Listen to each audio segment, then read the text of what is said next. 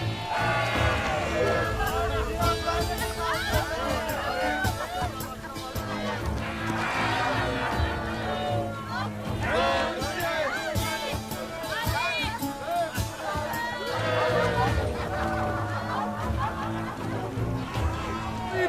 बे।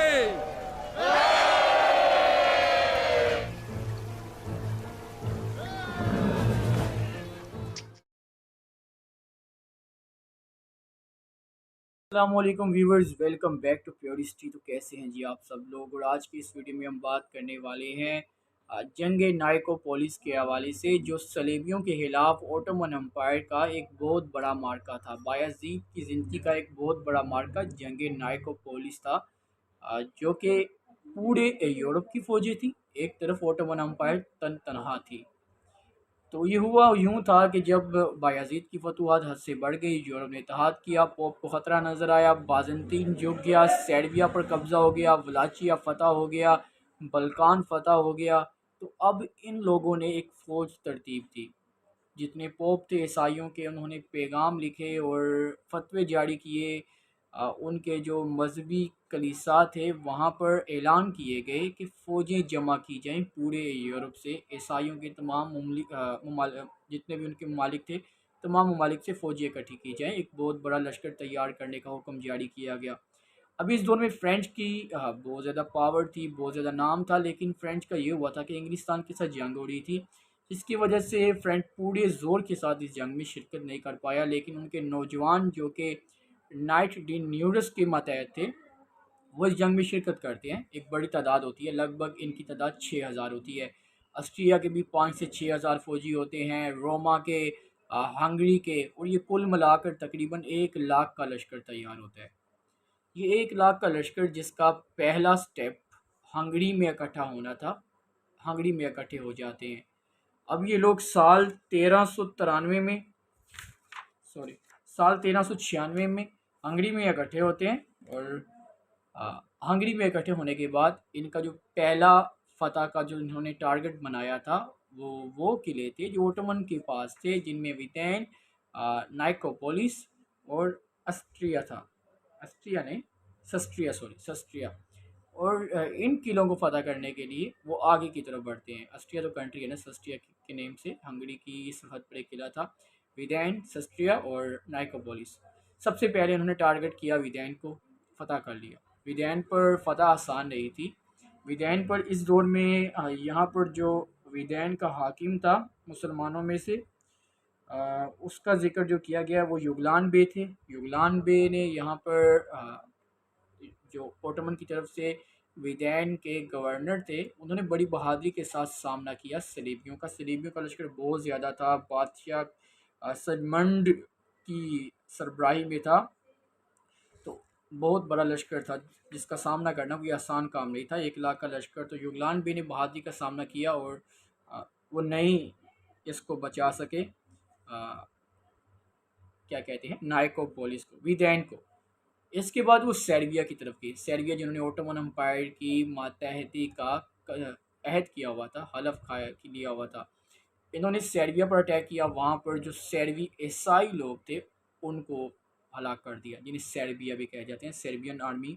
इन्होंने कत्ल कर दिया। सर्बिया में बहुत कत्ल गारत की। कत्ल गारत करने के बाद ये वहशियाना तरीके से तुर्कों की ज़मीनों में दाखिल हुए, जिनमें यहाँ पर आता है सस्टोदा और अरसोदा। ये 2 इलाके थे नाइकोपोलिस के पास, इनको भी फतह कर लिया। विदैन पर हमला करने के बाद फतह किया सस्टोदा और अरसोदा। अब जो युगलान बे थे वो नाइकोपोलिस में तैनात थे। युगलान बे इंतज़ार कर रहे थे कि मैं इनको रोक के रखूँ, इनका टाइम वेस्ट करूँ, किसी न किसी तरीके से बायाजीद की मदद पहुँच जाए। अब बायाजीद इतना दूर, और ये हंगरी की ज़मीनों के पास, और बायाजीद को यहाँ तक पहुँचने के लिए अब नाए बासफोर्स को अबूर करना पड़ना था।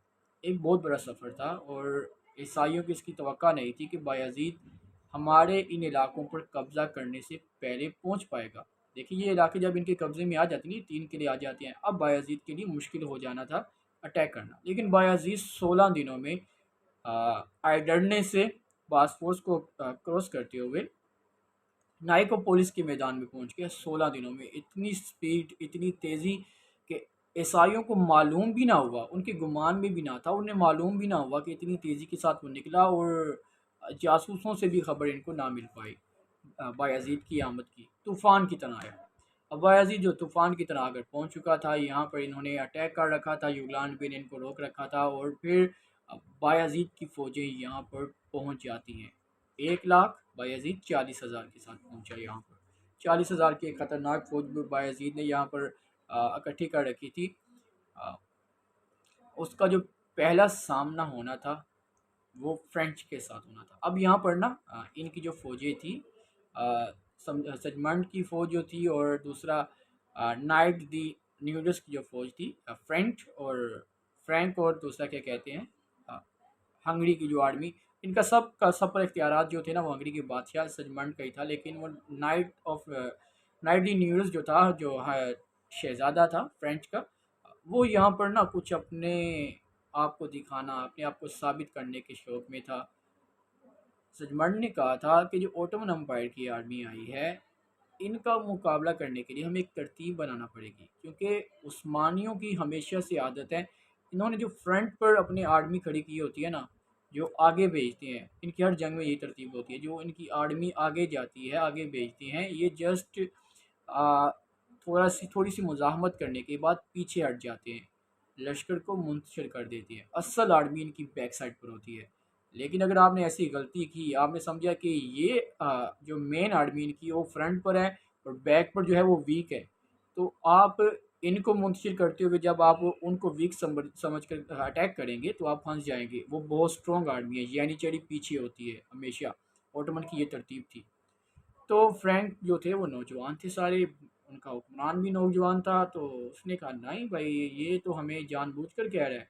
हंगरी खुद आगे होना चाह रहा था सजमंड, और इन्हें इसने फ्रैंक को कहा पीछे रहे, लेकिन फ्रैंक वो नहीं होना चाहते थे। उन्होंने कहा कि हम खुद अटैक करेंगे, हम पहला अटैक करेंगे। बहुत समझाया, समझन सजमान ने बहुत समझाया, बहुत समझाने की कोशिश की, ऐसा ना करो, मैं इनसे पहले कई बार लड़ चुका हूँ, कई मैदानों में हमने इनका सामना किया है, वलाचिया, बल्कान, सर्बिया, और यहाँ तक कि कुस्तुनतीनिया पर भी इसने अटैक किया था। तो इस तरह नहीं है, ये आपके साथ चाल चलेंगे। तुर्क बहुत ख़तरनाक किस्म की चाल चलते हैं मैदान जंगों में, और इनकी जो जंगी हिकमत अमली है वो आप नहीं समझ पाएंगे। ये जस्ट फेस टू फेस वार नहीं है हमारी तरह, इन्होंने बहुत सी प्लानिंग के साथ इस जंग को तरतीब दिया होता है। और बायाजीद के पास 40,000 है, हमारे पास 1 लाख है, तो वो पूरी प्लानिंग के साथ आया यहाँ पर। अब ये नहीं समझे, इन्होंने कहा कि नहीं यार, ये सिर्फ जस्ट ऐसा कह रहा है। एक तो इनको अपनी तादाद पर घमंड था, दूसरा आ, जवानी में खून ज़रा उबड़ रहा था, तो बस इन्होंने गलती कर दी। अब हुआ यूं कि इन्होंने यहाँ पर अटैक कर दिया नाइकोपोलिस की तरफ। नाइकोपोलिस में 40,000 के लश्कर के साथ मौजूद था बायाजीद, इन्होंने अटैक कर दिया। और बायाजीद को मालूम हुआ कि सामने से फ़ौजें आ रही हैं। और बायाजीद ने कहा ये क्या हो गया, फ़ौजें आ रही हैं। उसने अपने एक दस्ते को कहा, यानीचरी के एक दस्ते को, और कुछ ऐसे जो होशियार आदमी थे, बेकायदा आर्मी जिसे हम कहते हैं, मीन्स के उनका आर्मी के साथ, मीन्स के लड़ने में उनका कोई गहरा ताल्लुक नहीं था। जंगों में लड़ने में उनका गहरा ताल्लुक नहीं था, लेकिन फतूहात में उनका ताल्लुक था, क्योंकि इनका मकसद होता था जब कोई आर्मी आगे आती थी तो ये उनको मुंतशिर कर देते थे। मीन्स कि ये पीछे भाग जाते थे, भागने की कोशिश करते थे, ताकि उस आर्मी को लगे कि ये भाग रहे हैं, ये यहाँ से फरार हो रहे हैं, ये पीछे हट रहे हैं। तो फिर वो जो आर्मी होती थी वो इनको अबूर करते हुए अगली आर्मी या अगले लोगों पर हमला करने की कोशिश करती थी। उनका जो जज्बा होता था, जो जोश होता था, वो मतलब कि अपने होश खो बैठते थे पहली फतह को देखकर। अब फ्रैंक ने हमला किया, एक दस्ता आया आगे, इसने सबको मुंतशिर कर दिया। फ्रैंक ने 6,000 थे और नौजवान थे, ज़बरदस्त किस्म के फाइटर थे, इन्होंने एक ही झटके में सबको मुंतशिर कर दिया, वो सारे पीछे हट गए। अब फ्रैंक को उसकी सजमंड की बात नहीं समझ लगी, इसने बहुत समझाया लेकिन ये नहीं माने, और अटैक किया। आगे वाली आर्मी की तरफ जाते हैं, आगे जाए जाते हैं, जाए जाते हैं, जाए जाते हैं, ये पीछे हट जाते हैं, वो आगे जाए जाते हैं। अब इतनी दूर आ जाते हैं कि जो पीछे हंगरी का बादशाह सजमंड अपने लश्कर, अपने 90,000 के लश्कर के साथ अभी पीछे बैठा हुआ था, उसके साथ इसका राब्ता ही ख़त्म हो जाता है, और इतनी दूर आ जाते हैं कि अब अगर इनको मारा भी जाए ना, सुबह से लेकर शाम तक भी इनको जंग छेड़कर कत्ल किया जाए, तो वो यहाँ पर नहीं पहुँच पाएगा। ये इतनी दूर तकरीबन पहुँच चुके थे।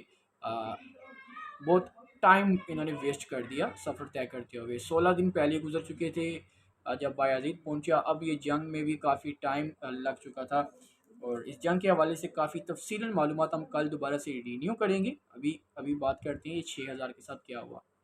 फिर जब ये आगे को पहुंचे ना, तो उन्होंने क्या देखा कि सामने एक बहुत बड़ी फौज हथियारों के साथ, फुल हथियारों के साथ और पूरे जज्बे के साथ अपने सुल्तान के साथ खड़ी हुई है। बायाजीद को देख लिए बौखला कि ये हमने क्या कर दिया, हमने तो सजमंड की बात ना मान के गलती कर दी। अब ये पीछे की तरफ क्या देखती हैं, जो पीछे की तरफ पहले भागे थे वो भी इकट्ठे हो जाते हैं।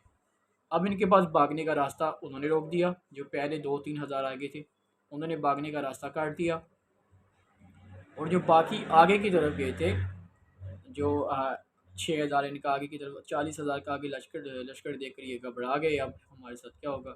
अब इनके पास एक ही रास्ता था, लड़ो और मरो। तो इन्होंने उसी को चुना।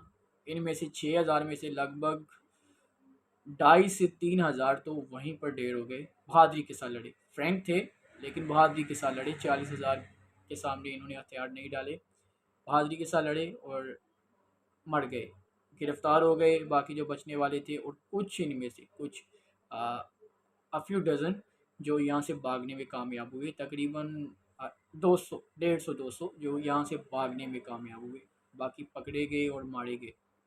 और फ्रैंक ने यहाँ पर बिलाशिबा बहादुरी की लेकिन गलती की। और इस जंग में अभी जो पहला पार्ट था, इसमें अभी तो बहुत लंबी जंग चल रही है, अभी 90,000 बाकी है, 94,000। अभी स्टार्टिंग में बायाजीद ने इनको कुचल दिया, एक दस्ता ख़त्म कर दिया। अब ये बाकियों पर इम्पैक्ट पड़ेगा, बाकियों की सोच पर, बाकियों के हौसले पर। तो व्यूअर्स, कल की वीडियो में मुकम्मल तफसील से नाइकोपोलिस की जंग को बयां करेंगे। अपना ख्याल रखिएगा, मिलते हैं अपनी अगली वीडियो में। अल्लाह हाफिज़।